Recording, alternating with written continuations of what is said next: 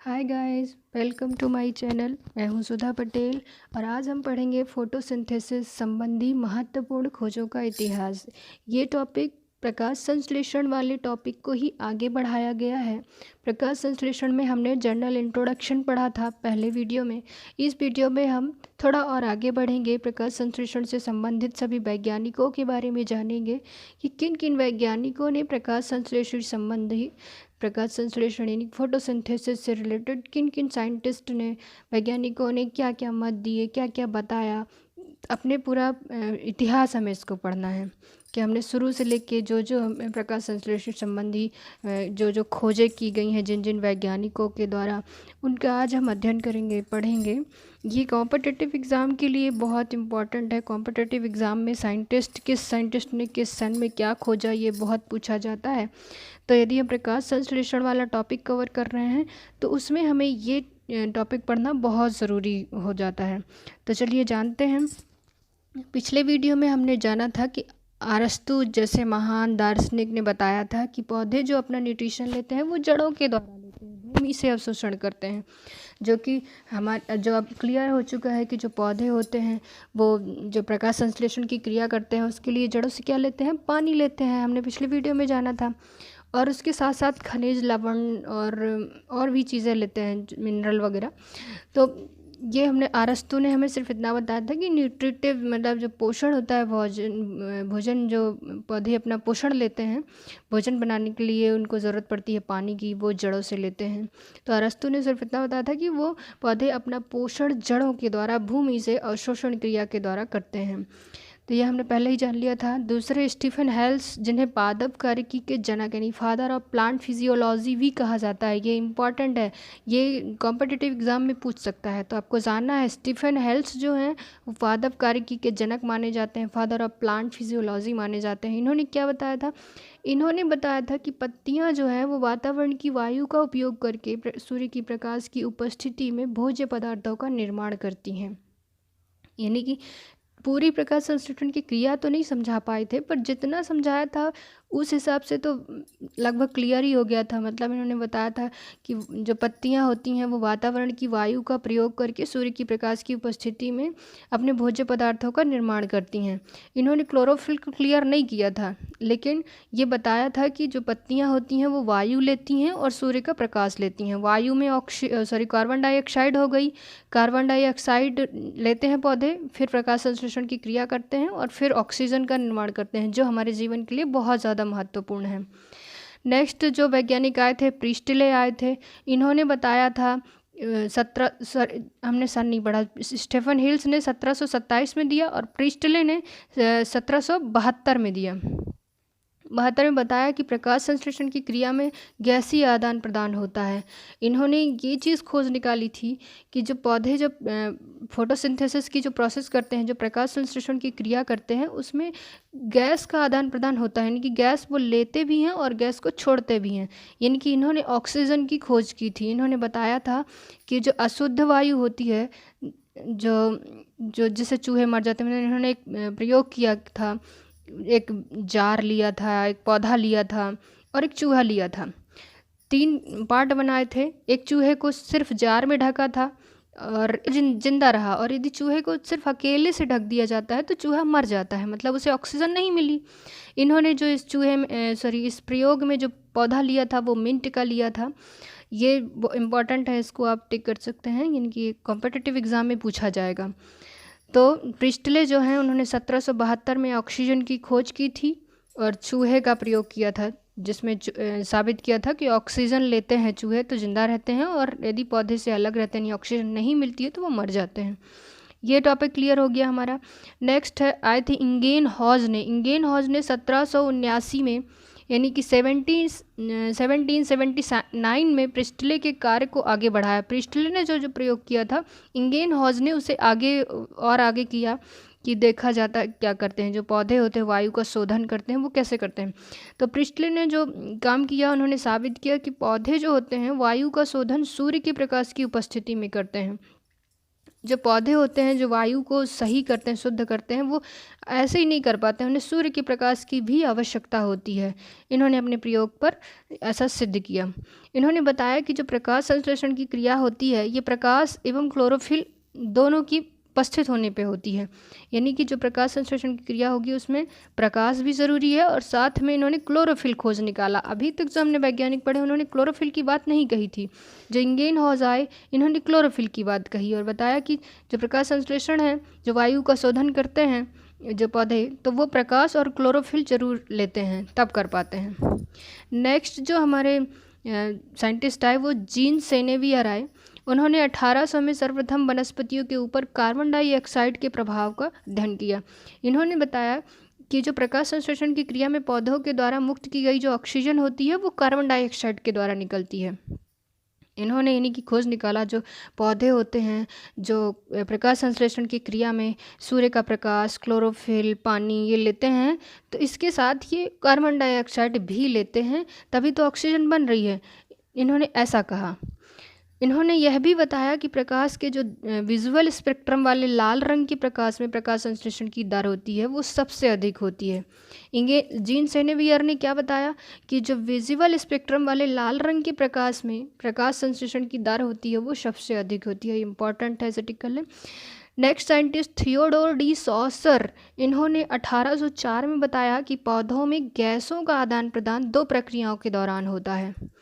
इन्होंने और आगे थोड़ी प्रोसेस की और आगे खोज की, प्रयोग किए तो सिद्ध किया कि जो गैसों का आदान प्रदान होता है वो 2 प्रक्रियाओं के दौरान होता है। पहला प्रकाश की उपस्थिति में, यानी कि प्रकाश संश्लेषण के जो क्रिया होती है वो प्रकाश की उपस्थिति में होती है और अंधकार में भी होती है।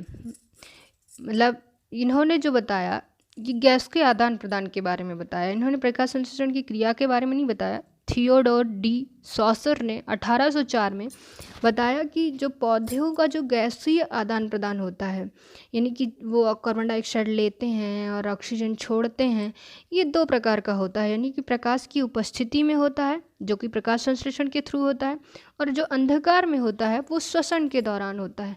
इन्होंने बताया कि जो पौधे होते हैं, मतलब सिर्फ हम श्वसन नहीं करते, पौधे भी श्वसन करते हैं। जब प्रकाश होता है तो वो प्रकाश संश्लेषण करते हैं, तो वो गैसीय आदान प्रदान होता है। और दूसरा, जब प्रकाश नहीं होता है, यानी कि अंधकार होता है, तो श्वसन के दौरान गैस का आदान प्रदान होता है ना। बहुत सी उन्होंने यह भी बताया कि प्रकाश की उपस्थिति में पौधे जल एवं कार्बन डाइऑक्साइड का उपयोग करके ऑक्सीजन छोड़ते हैं। इन्होंने ये क्लियर किया कि जो प्रकाश की उपस्थिति में जब पौधे क्या करते हैं, पानी और कार्बन डाइऑक्साइड लेते हैं और ऑक्सीजन छोड़ते हैं, इसी समय कार्बन डाइऑक्साइड जल से क्रिया करके कार्बन का स्वांगीकरण यानी कि कार्बन एसिमिलेशन करता है, जिसके कारण पौधों के शुष्क भार में वृद्धि होती है। ये एक और क्रिया के बारे में इन्होंने बताया। जो नेक्स्ट साइंटिस्ट आते हैं ड्यूट्रोचैट, सन 1837 में इन्होंने स्पष्ट किया कि प्रकाश संश्लेषण की क्रिया के लिए क्लोरोफिल आवश्यक होता है। इन्होंने एकदम सॉलिड क्लियर कर दिया ड्यूट्रोचैट ने 1837 में कि जो प्रकाश संश्लेषण की क्रिया के लिए क्लोरोफिल होता है वो बहुत ही आवश्यक होता है। यदि क्लोरोफिल नहीं होगा तो प्रकाश संश्लेषण नहीं होगा। नेक्स्ट वैज्ञानिक लीविंग, इन्होंने स्पष्ट किया कि पौधों के लिए कार्बन का मुख्य स्रोत वायु में उपस्थित कार्बन डाइऑक्साइड होती है। मतलब पौधों में कार्बन पाया ही जाता है, बहुत इंपॉर्टेंट होता है, तो ये कहाँ से आता है, इनमें कार्बन डाइऑक्साइड के थ्रू। नेक्स्ट वैज्ञानिक सेकेज आए, इन्होंने 1864 में बताया कि प्रकाश संश्लेषण में कार्बोहाइड्रेट का निर्माण होता है। इन्होंने ही हाफ लीफ प्रयोग किया था, मतलब पत्ती का एक प्रयोग हुआ था, जिससे इन्होंने साबित किया था कि जो प्रकाश संश्लेषण होता है इसमें कार्बोहाइड्रेट का निर्माण भी होता है। नेक्स्ट वैज्ञानिक ब्लैकमैन आए, इन्होंने 1905 में सीमा कारकों का सिद्धांत दिया।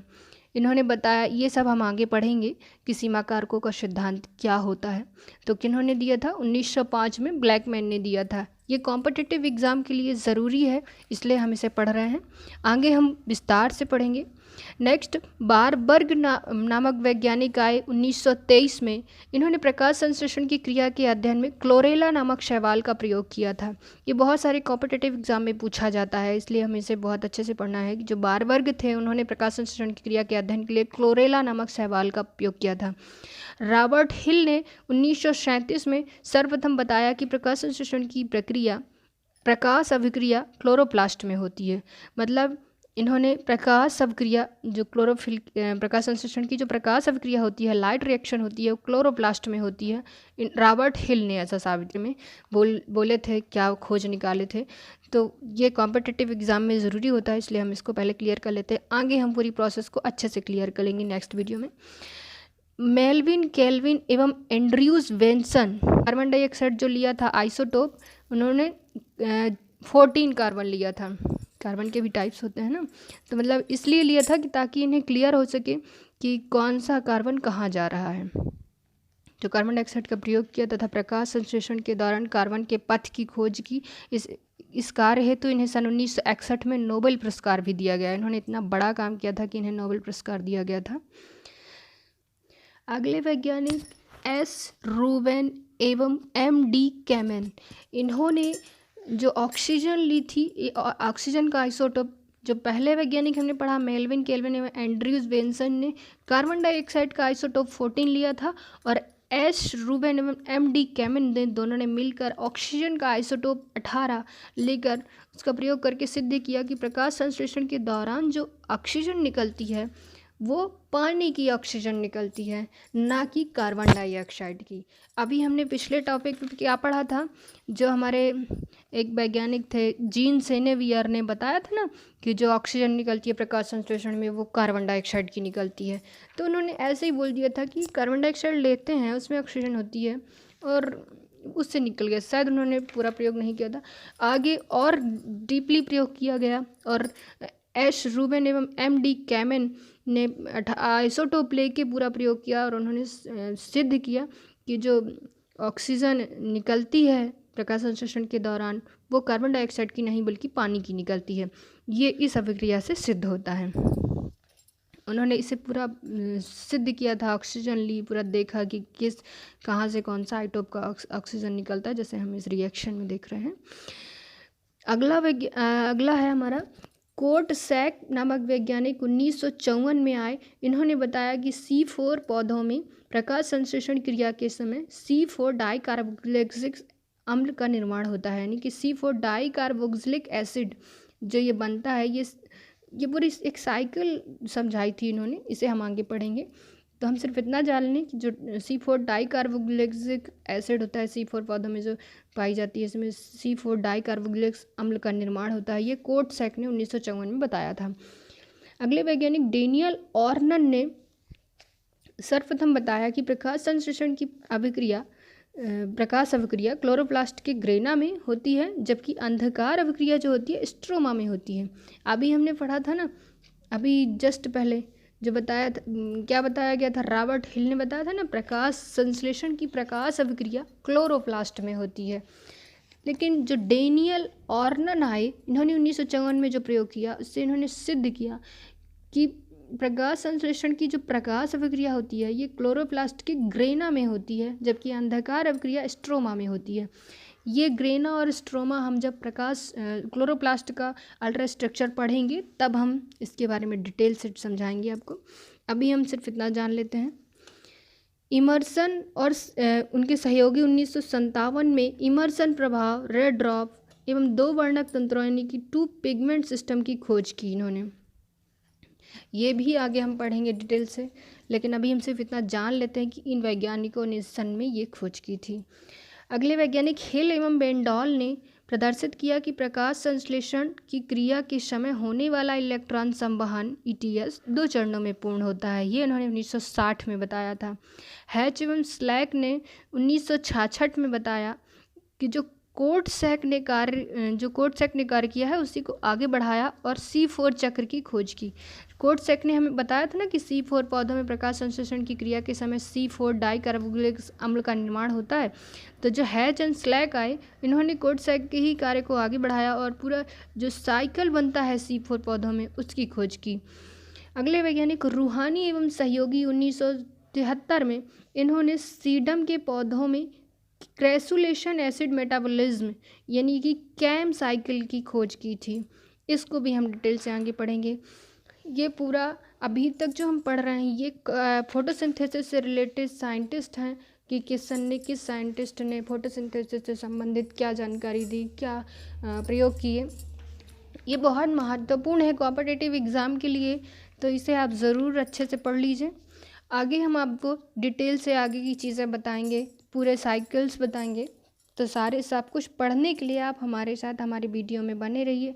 इसके लिए आप हमारे चैनल को सब्सक्राइब कर सकते हैं। यदि आपको मुझसे पढ़ना पसंद आ रहा है तो चैनल को सब्सक्राइब करें, वीडियो को लाइक करें और शेयर करें, और बेल आइकन को प्रेस करें ताकि जो मेरे वीडियो मैं डालूँ वो आप तक पहुंच सकें। Thanks for watching.